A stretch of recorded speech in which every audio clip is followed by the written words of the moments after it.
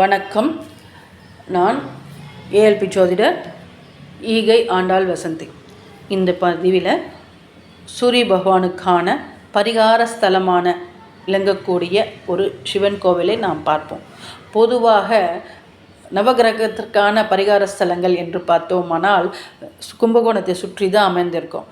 ஆனால் சென்னை அருகிலே போரூரை சுற்றியே நவகிரக ஸ்தலங்கள் இருக்கிறது என்பது பல பேருக்கு தெரியாது.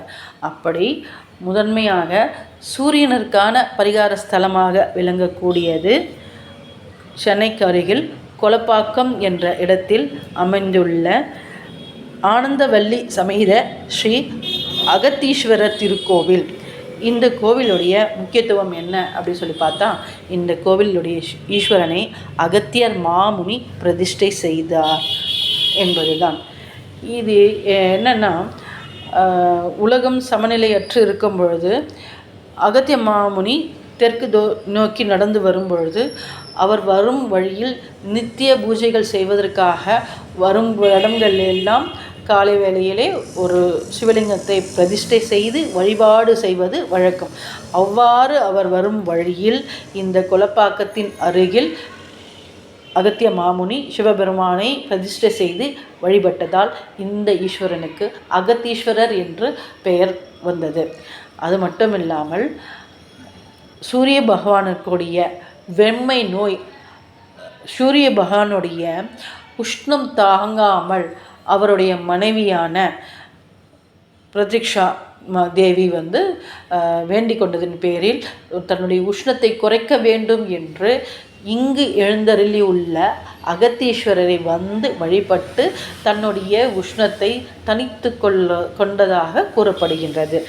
எதற்காகலாம் இந்த கோவிலில் வழிபாடு பண்ணலாம் அப்படின்னா, அரசு வேலை கிடைக்கணும், காம்படிட்டிவ் எக்ஸாம்ஸ் எழுது கவர்மெண்ட்டுடைய உத்தியோகம் கிடைக்கணும் அப்படின்றதும், அரசியலில் உயர் பதவி கிடைக்கணும் அப்படிங்கிறதுக்கும், எம்பி சீட்டு எம்எல்ஏ சீட்டு அந்த மாதிரி ஏதாச்சும் பதவி கிடைக்கணும் அப்படிங்கிறதும், அரசு வேலைக்கான ஏதாவது கான்ட்ராக்ட் இருந்துச்சுன்னா அதுக்காகவும், அப்போது அரசு மற்றும் அரசியல் சம்பந்தப்பட்ட வேலைகள் நடைபெற வேண்டும் என்றாலும், அது மட்டும் இல்லாமல் சூரிய தசையோ புத்தியோ இல்லை ஏல்பி லக்னமோ சூரியனுடைய நட்சத்திரமாக சென்று கொண்டு இருக்கும் பொழுது அவை நன்றாக இல்லை, அதனால் ஏதாவது பாதிப்பு ஏற்பட்டு இருக்கிறது அப்படின்னு ஜாதகருக்கு உடலில் உஷ்ணம் அதிகமாக இருந்தாலும் இங்கு சிவபெருமானை வழிபாடு செய்வதன் மூலமாக, சூரியனையும் வழிபாடு செய்வதன் மூலமாக இங்கு நற்பலன்களை பெற முடியும்.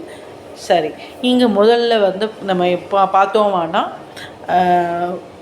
வரும் வழியிலேயே விநாயகரும் நாகரும் நம்ம எதிர்நோக்கி அழைக்கின்றனர். அரச மரத்தின் கீழே நாகரும் விநாயகரும் இங்கு பிரதிஷ்டை செய்யப்பட்டுள்ளது. இந்த கோவில் தற்போது தான் கும்பாபிஷேகம் செய்யப்பட்டது. ஏப்ரல் மாதம் 30ஆம் தேதி 2026ஆம் வருடம் வியாழக்கிழமை அன்று தான் கும்பாபிஷேகம் நடைபெற்றது. இங்குள்ள குளத்தை சீரமைத்து புதுப்பித்து அழகாக பராமரித்து வருகின்றனர். நேராக செல்லும் பொழுது வாசலுக்கு நேராகவே தாயார் ஆனந்தவல்லீஸ்வரி இங்கு நமக்கு அருள்பாலிக்கின்றார். சிவபெருமான் அகத்தீஸ்வரர் கிழக்கு நோக்கி அமர்ந்திருக்கிறார். நம் வலது பக்கத்தில் சூரிய பகவான் சன்னதி அமையப்பெற்றுள்ளது. 7 குதிரைகள் பூட்டப்பட்ட தேரில் அருண பகவான் சாரதியாக தேரை ஓட்ட, சூரிய பகவான் அத்தேரில் அழகாக வலம் வரும் காட்சி நாம் கண்களுக்கு விருந்தாக அமைகின்றது. இந்த கோவிலில் சூரிய பகவானுக்கான பரிகார ஸ்தலமாக விளங்குகின்றது. ஒவ்வொரு ஞாயிற்றுக்கிழமையும் இந்த கோவிலில் காலை வேளையில் சூரியனுக்கு அபிஷேக அலங்காரங்கள் செய்து வழிபாடு செய்கின்றனர். சிறப்பு பூஜை செய்து இங்கு வழிபாடு செய்கின்றனர். இக்கோவில் வளாகத்தில் இடதுபுறமாக காசி விஸ்வநாதருடைய திருக்கோவிலும் சந்நிதியும், அருகில் விசாலாட்சி சன்னதியும் அமையப்பட்டிருக்கிறது. அதன் அருகே ராஜ கணபதி சன்னதியும் வள்ளி தேவானை சமேத சுப்பிரமணிய சுவாமியினுடைய சன்னதியும் அமையப்பெற்று இருக்கின்றன. அதன் அருகில் ருண விமோசனேஸ்வரர் இங்கு அருள்பாலிக்கின்றார். இந்த கோவில், இந்த சிவலிங்கம் மிகவும் பிரசித்தமானது. ஏனெனில் ருண விமோசனம் என்றால் நம்மளுடைய பிறவி கடனை தீர்ப்பவர் என்று.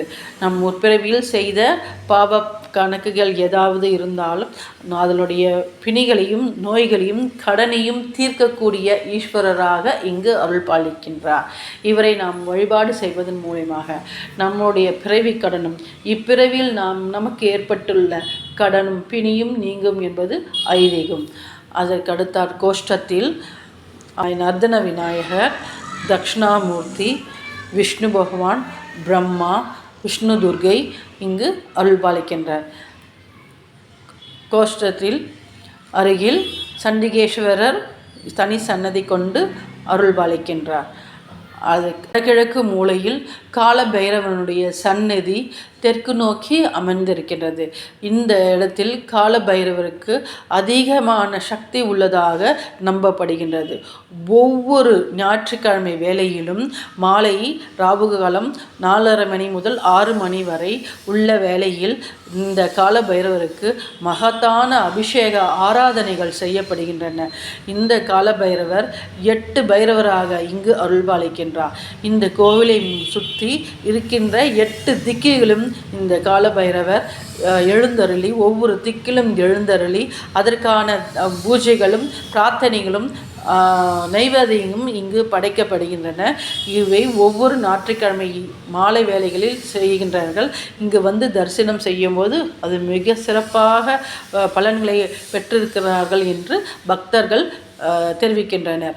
அது மட்டுமில்லாமல் இந்த கோவிலில் தற்போது தான் கும்பாபிஷேகம் செய்து முடிந்தது என்று சொல்லியிருக்கின்றோம். அதே போல் அந்த வேளையிலே கோவில் வளாகத்துக்கு அருகிலே 27 நட்சத்திரத்திற்கான மரக்கன்றுகள் நட்டு பராமரித்து வருகின்றன. இங்கு உள்ள ஒரு சில கன்றுகள் மரங்களை நாம் பார்ப்பது அபூர்வம். அதனால் நட்சத்திரங்கள் யாருக்கெல்லாம் நட்சத்திர விருட்சம் தசாபுத்தி செல்கின்றதோ அந்த தசைக்கான நட்சத்திரம் என்னவோ அதற்கேற்ற மரத்தை வழிபாடு செய்வது மூலமாக, அதனுடைய காயத்ரி மந்திரத்தை சொல்வதன் மூலமாக, அந்த விருட்சத்தை வலம் வருவதன் மூலமாக, நீர் ஊற்றி பராமரிப்பது மூலமாக நமக்கு அந்த திசை முழுவதும் நற்பலன்களை பெற முடியும் என்பது ஒரு ஐதீகம். இந்த கோவிலில் இந்த நட்சத்திர மரங்கள் இருப்பது மிகவும் சிறப்பான அம்சமாக கருதப்படுகின்றது. அஸ்வினி நட்சத்திரத்துக்கான மரம் எட்டி மரம் ஸ்ரீ சரஸ்வதி தேவி. பரணி நட்சத்திரம் நெல்லி மரம் ஸ்ரீ துர்கா தேவி. கார்த்திகை நட்சத்திரத்துக்கான மரம் அக்தி மரம் ஸ்ரீ முருகப்பெருமான். ரோகிணி நட்சத்திரத்துக்கான விருட்சம் நாவல் மரம் ஸ்ரீ கிருஷ்ணர். மிருகசிருஷம் நட்சத்திரத்துக்கான மரம் கருங்காலி சந்திர சுடேஸ்வரர். திருவாதிரை நட்சத்திரத்துக்கான மரம் செங்கருங்காலி ஸ்ரீ சிவபெருமான். புனர்பூசம் நட்சத்திரத்திற்கான மரம் மூங்கில் ஸ்ரீ ராமர். பூசம் நட்சத்திரத்துக்கான மரம் அரசு ஸ்ரீ தக்ஷணாமூர்த்தி. ஆயில்யம் நட்சத்திரத்திற்கான மரம் புன்னை மரம் ஸ்ரீ ஆதிசேஷன். மகம் நட்சத்திரத்துக்கான விருட்சம் ஆலமரம் ஸ்ரீ சூரிய பகவான். பூரம் நட்சத்திரத்துக்கான மரம் பலாசு அல்லது புரசு ஸ்ரீ ஆண்டாள். உத்திரம் நட்சத்திரத்துக்கான மரம் அலரி ஸ்ரீ மகாலட்சுமி. அஸ்தம் நட்சத்திரத்துக்கான மரம் ஆத்தி மரம் ஸ்ரீ காயத்ரி தேவி. சித்திரை நட்சத்திரத்துக்கான மரம் வில்வ மரம் ஸ்ரீ சக்கரத்தாழ்வார். சுவாதி நட்சத்திரத்துக்கான மரம் நீர்மருதம் ஸ்ரீ நரசிம்மமூர்த்தி. விசாக நட்சத்திரத்துக்கான மரம் விலாமரம் ஸ்ரீ முருகப்பெருமான். அனுஷம் நட்சத்திரத்துக்கான மரம் மகிழ மரம் ஸ்ரீ லக்ஷ்மி நாராயணன்.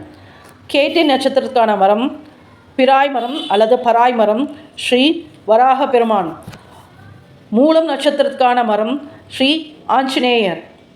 பூராடம் நட்சத்திரத்துக்கான மரம் வஞ்சி மரம் ஸ்ரீ ஜம்புகேஸ்வரர். உத்ராடம் நட்சத்திரத்துக்கான மரம் குறும்பலா ஸ்ரீ விநாயகர். திருவோணம் நட்சத்திரத்துக்கான மரம் வெள்ளையருக்கு ஸ்ரீ அயக்ரீவர். அவிட்டம் நட்சத்திரத்துக்கான மரம் வன்னி மரம் ஸ்ரீ ஆனந்த சயன பெருமான். சதயம் நட்சத்திரத்துக்கான மரம் கடம்ப மரம் ஸ்ரீ மிருத்யுஞ்சயேஸ்வரர். புரட்டாதி நட்சத்திரத்துக்கான மரம் தேமா மரம் ஸ்ரீ ஏகபாதர். உத்திரட்டாதி நட்சத்திரத்துக்கான மரம் வேப்ப மரம் ஸ்ரீ மகா ஈஸ்வரர். ரேவதி நட்சத்திரத்துக்கான மரம் இலுப்பை மரம் ஸ்ரீ ரங்கநாதர். முடிந்தால் ஒவ்வொருவரும் இந்த கோவிலை வலம் வந்து சூரிய பகவானுடைய அருளும் அகத்தீஸ்வரர் அருளும் ஆனந்த வள்ளியோர் தாயாரின் அருள் கடாட்சமும் பெற்று சீருடன் வாழுமாறு கேட்டுக்கொள்கிறேன். நன்றி, வணக்கம்.